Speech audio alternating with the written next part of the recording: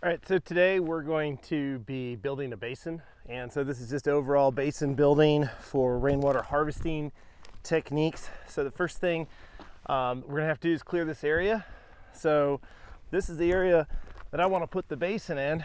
So it's not gonna be a huge basin, maybe a 8x8 area, but there isn't tons of water flow that comes into here, but we're gonna try to capture whatever water we can in this area and centralize it to then just plant one nice big shade tree, allow these other creosotes to grow around it. So to create the basin, we're gonna have to use three tools. We're gonna use a pickaxe, we're gonna use a shovel, and we're gonna use a metal rake.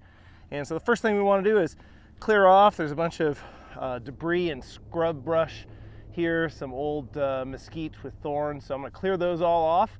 Once they're all cleared off, then we're going to, in a sense, draw out our basin and dig it. So let me go ahead and clear that off. So now that everything's cleared off, we're going to use that brush and put it back into the basin. It'll serve as good mulch, and some of it I may chip up, but we're going to reuse that. We didn't get rid of it, we didn't throw it in the dump. That'd be a waste. We want to reuse it, put that carbon back in the soil. So now we need to sketch out this basin. So I'm going to quickly draw it out and figure out where I want to put the tree. Now ideally, most trees you're not putting in the lowest part of the basin where the water's going to collect. You want to put them kind of in the terrace, the medium area, depending on the tree. If you say had a citrus tree and you're putting it with maybe some gray water and rainwater, you can put it lower in the basin because they have higher water needs. But for a lot of desert trees, we can just put them a little bit on the terrace so their feet are wet but not soaking wet. So I'm going to draw this out. We'll plan on where our tree's going to go, and then the next thing will be starting to dig.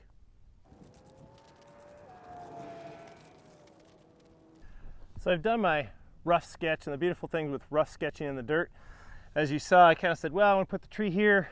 Oh no, I screwed up, and I moved the tree back down here.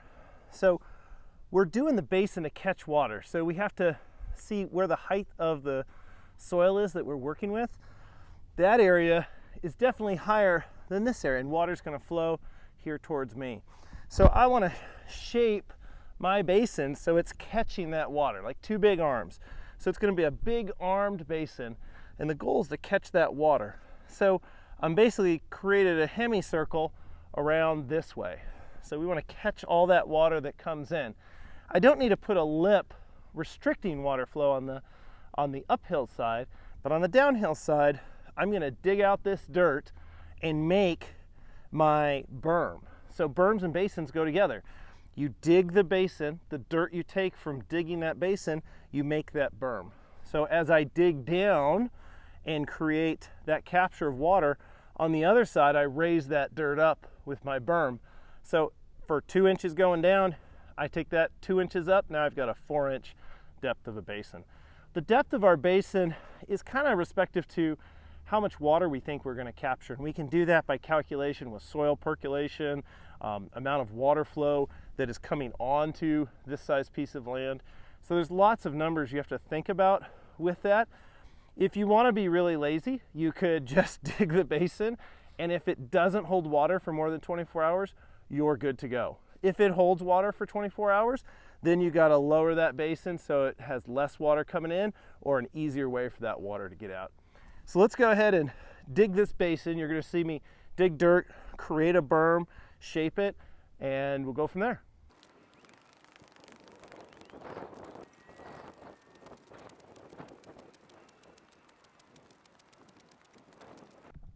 So that's a pretty good workout. So that's just a start. Saw me pickaxing. Pickaxe, throw the dirt down here. We're just going to continue to do that, keep moving that dirt down. Good exercise, and give me a few minutes and I'll get this finished up.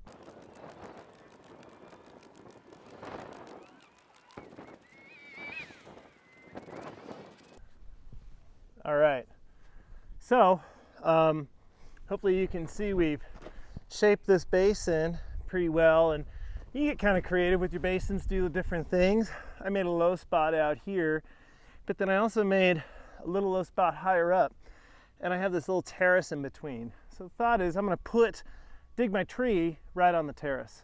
You know, I did do this, was scoop out that dirt and move it. And we tried to take it as wide as possible. You can see it going all the way up on the side here. And the reason is we're trying to capture and funnel as much water as we can to this tree, because I want this tree to be big, strong, and really grow out here. So next thing we're gonna do, dig the hole for the tree, and then I'm gonna go get some water so we can water and plant it.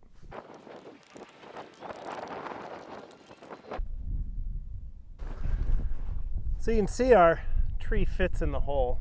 The problem is now you can see how much sway that tree has. In some ways, the wind will help create a good structure for the tree and allow it to be resistant to it. But I'm gonna put a small stake in to hold it up. So we've dug down. I'm gonna put some water in first. Then you'll see me put the tree back in, and then we're gonna pound the soil around it with the back of the shovel and get all that air away from the roots. So that's kind of the next step. Once we have our basin created, we'll plant our tree. All right, so here we are. We're gonna plant our tree. So first thing we need to do is with these plastic trees is just kind of cut the plastic off. It's really can't reuse the plastic, so we're just gonna cut that off. Obviously be careful when using sharps. Public safety announcement. All right. We got this nice tree, so we're just going to slide it gently. We don't need to break it up. We just want to slide it into the hole. And then we're going to scooch that plastic off. So now the plastic's off, our tree's in. We just want to get it straight. Now it may want to bend no matter what I do. So we talked about putting in some stakes just for assistance. So I got these two stakes, and I'll just use a green tie to tie them up. I'm just going to put those in as a little support. They won't be super deep, but just to put those in. And then we'll start to fill in this dirt. So we talked about, as we're filling in this dirt around the tree, roots do not like the air. So as I'm pushing some of this dirt, and this is the dirt we just dug out of that hole, push some of that in, take the back end of my shovel and tamp that down. So we're just going to do a bunch of tamping here, trying to get rid of any air spots in there. Another way you can do this, you can pour some water. Do you have to pour water with planting native species? No, not really. You don't have to plant native water, or put water in with native trees, but they do need a good soak, because you're gonna have to supplement them with water until they can get their roots going. Now the nice part of this soil that I dug up is this soil is damp because we had rain a week or so ago. So some of this is already damp, which is great. I will give this tree though a nice long soak as I plant it in. So I'm just gonna finish adding dirt, tamping the bottom here. All right, so we got our tree planted. We're just gonna do a little tape job here, try to get it taped in place. And then the next thing that I'm gonna do is I'm gonna tape it to one side, kind of run it, use these hooks on there, run it around with a little green tape, and then tie that off. So tie that a couple times on the way up the tree, and next thing we'll do is start putting some mulch down. You can also see I brought a little single drip line over to be able to water the tree for the first couple of years, just to give it some nice easy water so it's not overwhelmed in the heat. And we'll get that going, and we'll get this tree up and done. So something else I'm going to do to the basin here is I have actually a couple little bits of grass seed. I want some grasses to grow in here to help with water penetration. It'll help keep the soil nice and moist. So we're just going to basically use our little tool here,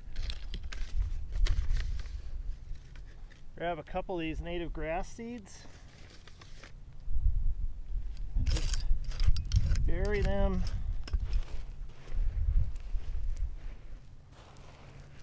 bury them in. We'll see if they grow. Now the next thing I'm going to do is move some of the horse poop in. Now we're using horse poop as our initial layer of mulch because it's not that horse poop has tons of nutritional value. It doesn't. What it does have is just some carbon and some ability to keep weeds down and also keep the moisture in the soil. So that's the first thing. I'm going to spread out some of that horse poop around, and then we'll finish it up with our nice pretty mulch.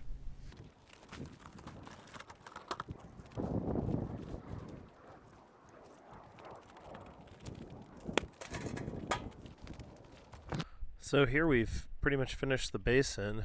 We have the mulch in place. We've put on the pretty mulch on top of the horse mulch, horse poop that's down there. And the last thing we ended up doing, so you can see kind of that prettier mulch, and it blends in pretty well, and that horse poop over time is just going to get lighter in color, and as I walk on it'll get smashed down. Now the other thing I did with the tree was I put a metal cage around it, and that's just because we have animals and critters that may come and want to try to munch on it a little bit.